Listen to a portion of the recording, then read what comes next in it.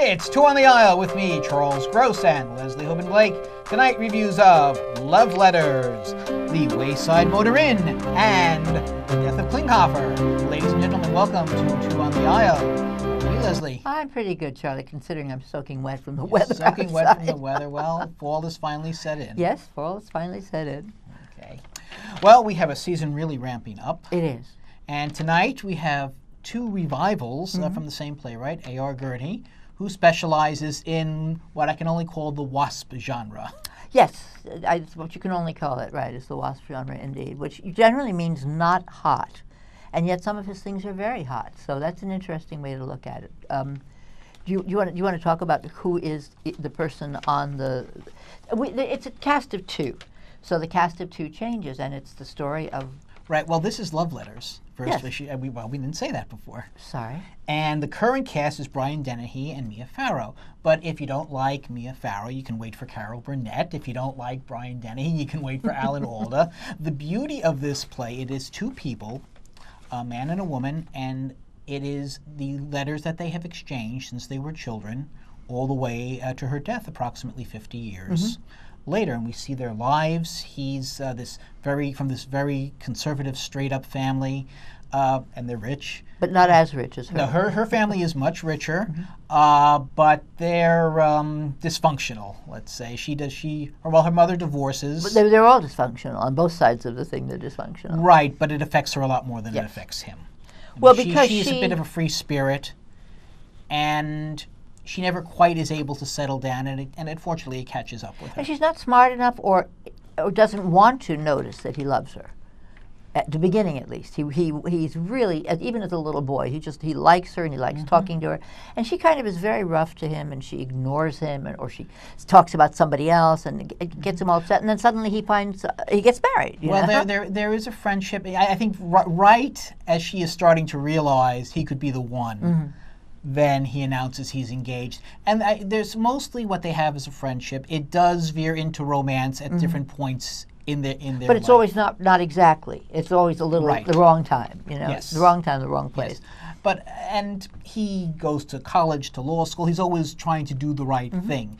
There's this one very potent part of his life that actually happens mostly on stage and is supposedly based on Gurney's real life, where he is in Japan. He falls in love with a Japanese woman. And remember, this place goes from, I think, 1945 to the 80s or something to that effect, to the 80s or 90s.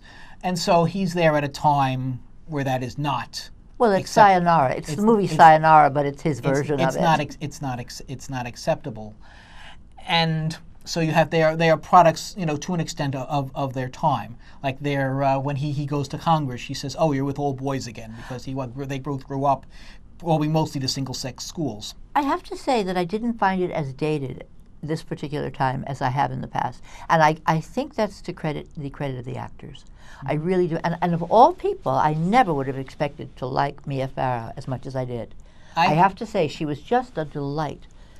She gave a very varied performance. Nuances. Exactly.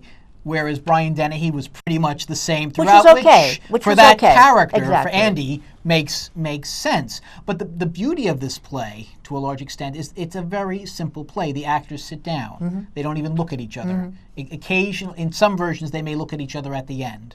But they'll sit down. They can actually read the script because essentially it's the letters they have written. So it's very easy for any actor to come and sit down and do this, which is why the fun of this play has always been, Nothing that looks easy is easy. Trust me, it doesn't work like that.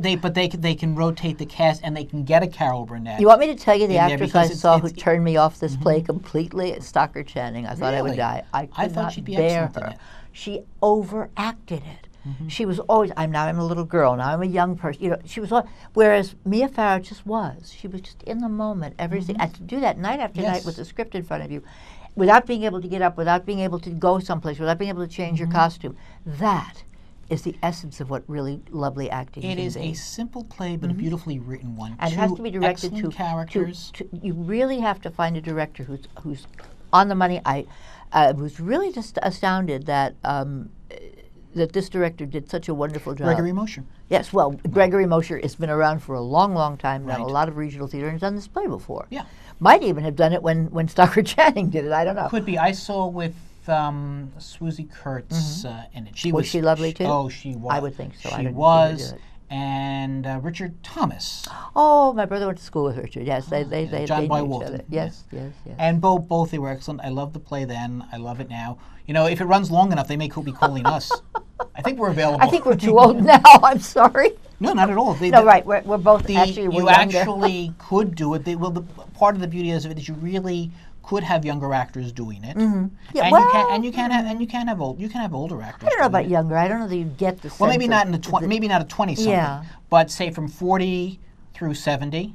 But you know, I don't know whether it's. I haven't read what he had to say about this, so it could have Because started both Brian out, Dennehy and are both are both well yes. past. I think at the end they're supposed to be in their mid-50s. Both of them They're are well both- past yes, that, well and past it that. didn't matter. But my point is, I think that he wrote it almost as an acting exercise and never realized that it could be done the way it's being done. And he was very careful to say he wanted them just the way they were, the way we saw them. No special sets, no one person up here and one person over there, nothing like that.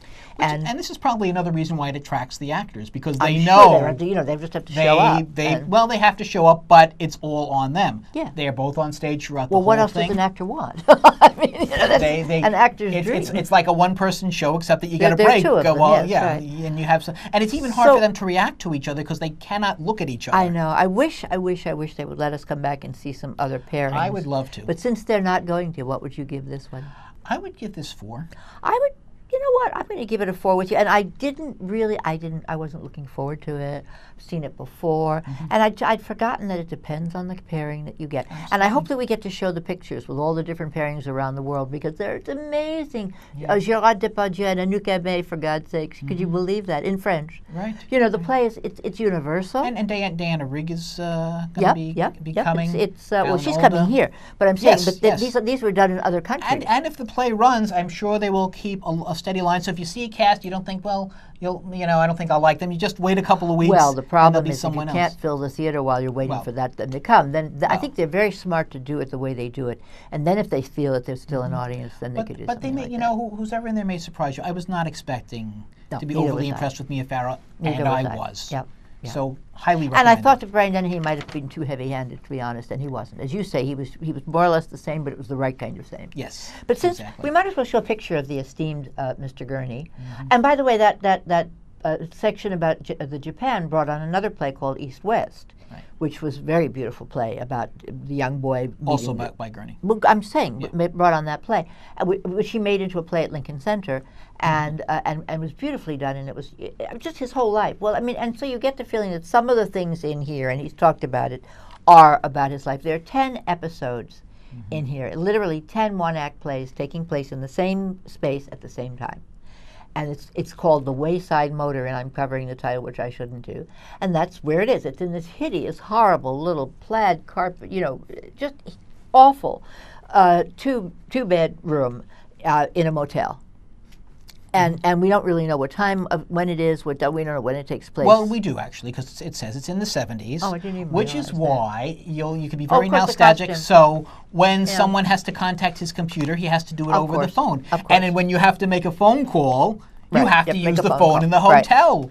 And that allows other And things to happen. The TV is not a flat screen, Right. and no one is worried about bed bugs. Oh dear God! Well, they didn't just show up suddenly, in 2014, unfortunately, or fortunately. But anyway, yes, I agree with you. No, it's more like 2004. But that's Oh no, they please bed bugs and cockroaches. well, will inherit the that, earth. that's another. But basically, we were free. It's a musical we're going to go see too. It's called when we Bed gave Bugs. up when they gave up DDT, but that's another. That's Or kept them DVD. away for a long time. Yes, well, they didn't have DVDs back then either. So anyway, Yes. So the idea behind this play, of course, as I say, is that it's the staging of it Right. that's so wonderful. Each of the stories you may or may not like.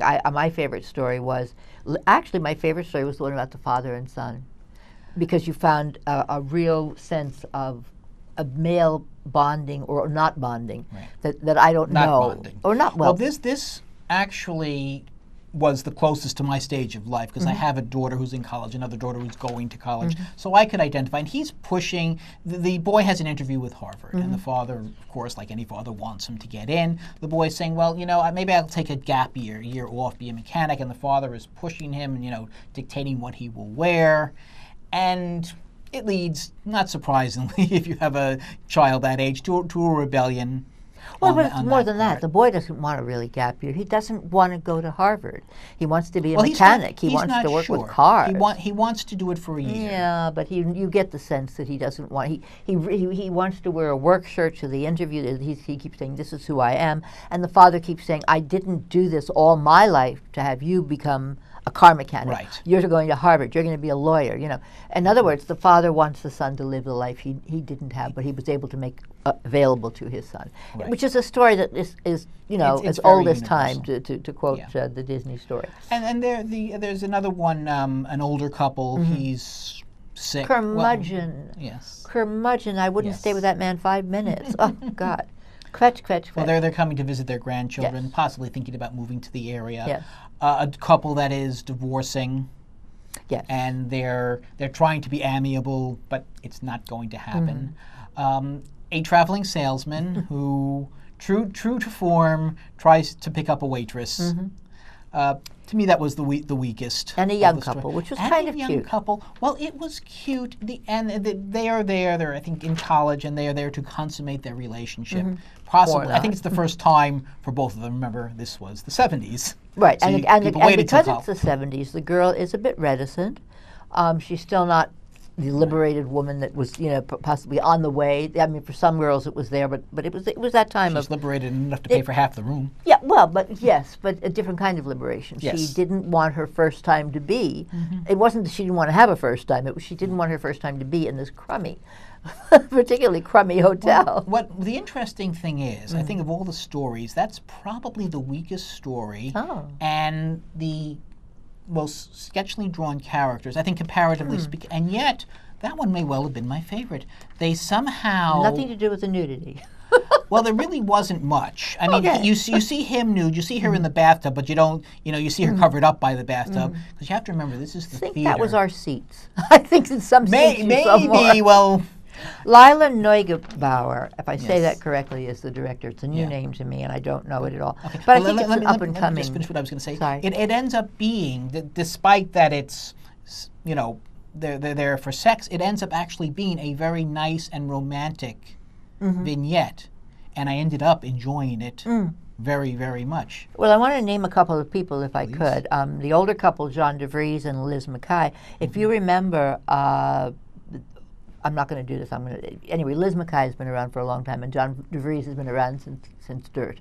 He has been one of my favorite actors for many, many years. So that was the older couple. And Mark Kudish was the father. I didn't know the son before, Will Pullen. And the younger couple that we liked so much was Rebecca Henderson and I thought Kenny, they both Kelly pulled it O'Connor. off. Maybe they should go into love letters. I know what you're saying. I still think younger people couldn't quite handle it. So what did you want to give this? All 10 All 10. Well, all 10 you know, actors, you- 5 you- you stories. mentioned- Did I say 10 stories? I meant 5 stories. 5 with stories. 10 actors. Yeah, actually, I think you got it right. I think okay. One thing I will say about the direction, it does get a little confusing at first, because I thought it would be like a California Suite type where it was different times in the same room. Turns out it's all simultaneous. But since there's only one set, and apparently all the rooms in that hotel are identical. That's right. They're all absolutely so identical. that can be a little confusing, and it's interestingly none of the couples interact with each other except one very brief. Yes, I will say I was time. waiting for the Marx Brothers to come through the door at one point That when they did were occur all, to me, yes. many of them were on the stage at the same time, and yet they Yes. never bumped into each other. No, the actors it's- had no sense of anybody else except their own storyline. Right. That was beautiful direction. It's lovely. It's beautifully Beautiful choreographed. direction, yes. I will give this 3.5.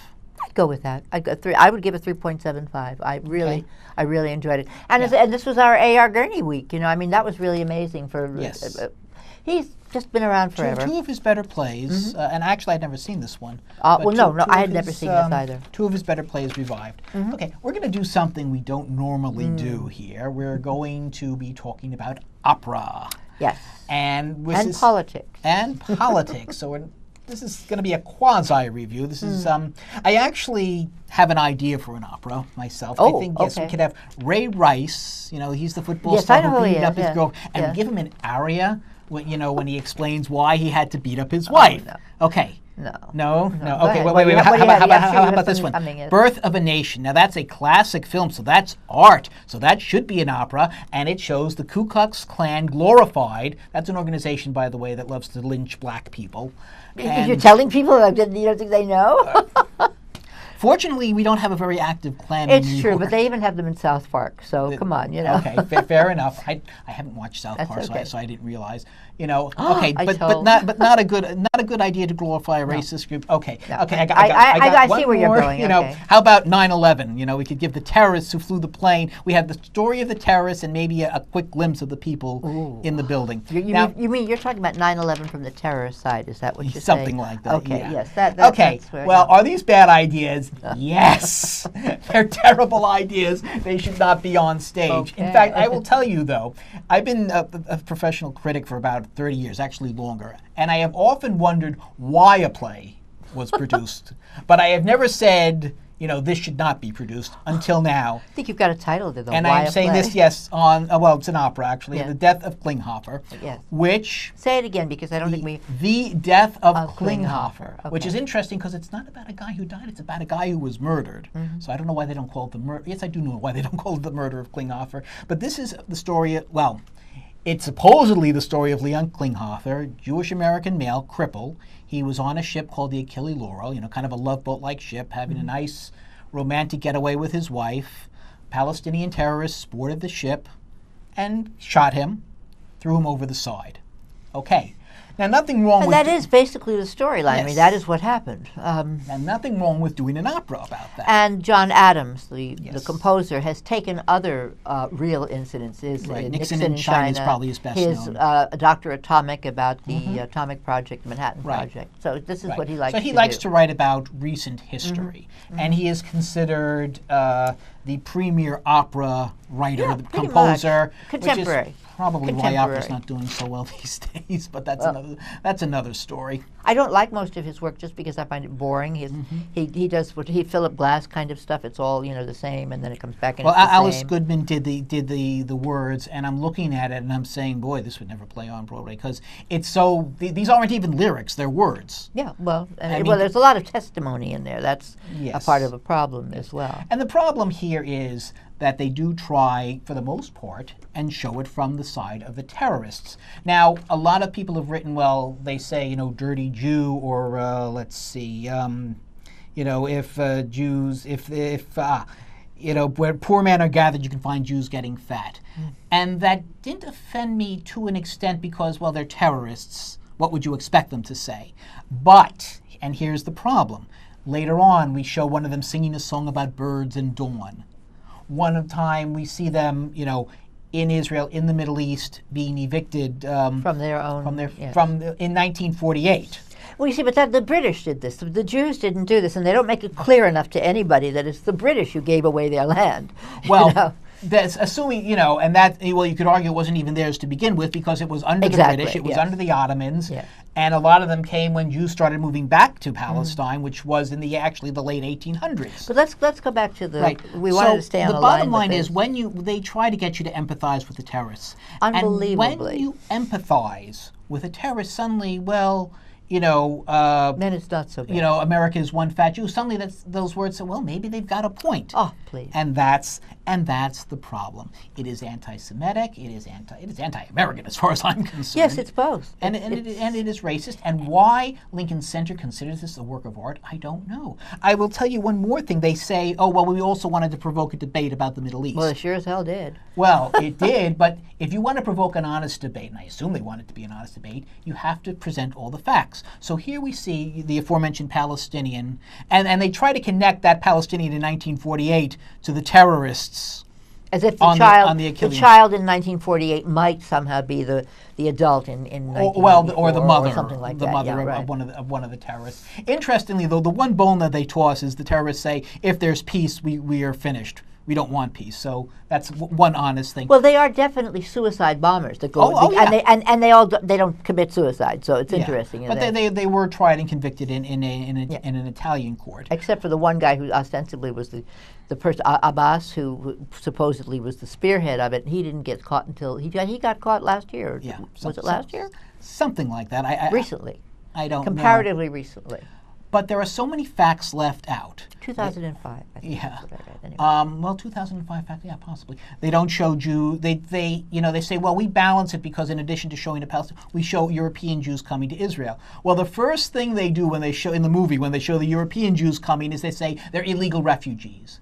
The song that they sing shows absolutely no connection between the Jewish people and the land of Israel. They do not show Jews being evicted from the land 2,000 years prior. More importantly, or equally importantly, there were 850,000 Jews evicted from Arab lands. They had lived there for 2,000 years, so their claim to living there was as great as anybody's claim to living in Israel, and yet they were evicted. They don't show that.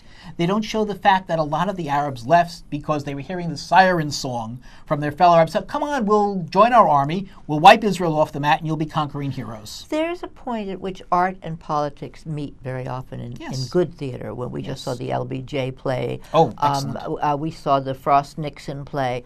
There's a time when art and politics can meet. There's another time when there is such a thing as propaganda. And, for example, I would say that Lili Riefenstahl's Olympiad, the film, is a propaganda film. It's one of the most beautiful films you'd ever want to look at. It makes you sick to your stomach when you realize what it's about.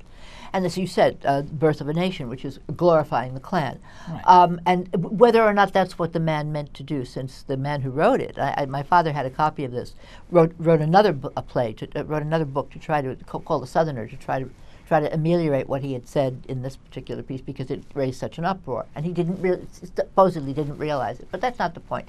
The point is, and I don't think John Adams ever expected this kind of a furor. I don't think so. I don't think he believed that that's what it would do. Neither of his other plays did that. They were accepted for what they are. Operas, I should say, operas. This has raised extraordinary fuss and furor, if you will, over, first of all, whether the opera should be put on at all, whether the opera company, whether that's at fault. And I am not someone who says we should have censorship. I am not for censorship. That is not the point. If you put something else on immediately that will balance this, if there is a fair and equal, if you can find an opera that glorifies Jews the way this glorifies the Palestinians, I'd be perfectly happy to have you show them both on alternate nights. I would be happy with that. That's my answer to this. But there is no such animal. It doesn't exist. Well, my feeling is, though, there are times when something is, there's this one scene in Fiddler on the Roof where Tevye is going on this hand, on that hand, and at one point he says, there is no other hand. Right. When it comes to murder, there is no other hand. You murder an innocent person. There's no justification. I don't care what your childhood was like. I don't care what your history is like. Look, all those Jews they show coming, they'd have the right to go and kill people. They were coming from the Holocaust. That was a horrible thing. But would an opera, say about 9/11, the families of the 9/11 people killed in 9/11, going to a Muslim neighborhood and storming it, destroying their property, destroying their businesses, killing them, would that have been justified if that had happened? No. Obviously, both of us, and we come from very different backgrounds, obviously both Charlie and I are very, very upset about the doing of this play at this particular time. Whoever's running the opera company may have thought that indeed this was the right time to do this. We think there's no time to do this. At least I believe that's what you're saying. That is what I'm saying. Look, would you do Birth of a Nation, Met? Would you even do an opera that used the N-word? I doubt it. Would you do an opera about gay bashing? Well, and glorify, or how about a story about a rapist and he has an aria about, well, her skirt was short. I had to do it. Come on, that would never fly. It's very difficult to be unemotional about this, and so sometimes words don't come the way they're supposed to or you'd like them to. So I think I've said my piece on this for the moment. I think we could just keep going over and over the same territory. And so we're basically, racism hiding behind the veneer of art is still racism. And this opera, and I will tell you in case you're wondering, yes, Leslie and I have seen the opera. There is a movie version of it. We got a hold of it. We saw it, so we know what we are talking about. Which may be even more prejudicial than the opera itself. To be honest with you, I believe I saw this opera or pieces of it once. I don't remember seeing the whole thing. I remember seeing pieces of it, and so it's hard to tell when you see pieces of it. But if you want to look at the film, it's an inflammatory. It's totally inflammatory. And totally polemical, as far as I'm concerned. And it's been taken off IMDb, by the way. You can't buy it on IMDb anymore. Charlie was able to get it through Amazon through a private seller. Right. And as far as its entertainment value, I'll just say it's no Carmen, and it's certainly no Sweeney Todd. I think the thing that offended me the most was the housewife with the very bad dye job, red dye job, who's hiding out and showing and eating her gift basket and not sharing it with anybody, and if you fear that they will come and get her and saying, I don't know how long we're going to have to. She's singing this, by the way. She's alone in her room. I know. She's hiding out in her room. Everybody else has been taken up on deck, and she's hiding out, clutching her gift basket, basically talking about how long it's going to take that she has to live on her chocolate and not share it. And she is obviously Jewish, and the point is, I mean, to me, that is the thing that they're trying to show in that movie. That was what really got to me. I was so offended by this whole thing. Yes. Palestinians or no Palestinians, that character is where does that come through? What is that there to show? I think in the original production of it, they had the Klinghoffers had Jewish friends who were extremely stereotypical. And I see we only have 2 minutes. Okay. So basically, no playbills, no programs. Well, you're going to be able to show some of I hope some of the. Will we be able to do that? Some of the opera, perhaps. Well, we'll see. We'll see. Okay. We'll see. I think I don't know if do you show an opera if you're doing a piece about not showing an opera, about not seeing point. Probably Good not. So I don't think we actually are going to. Yes, that's, you made your point, Charlie.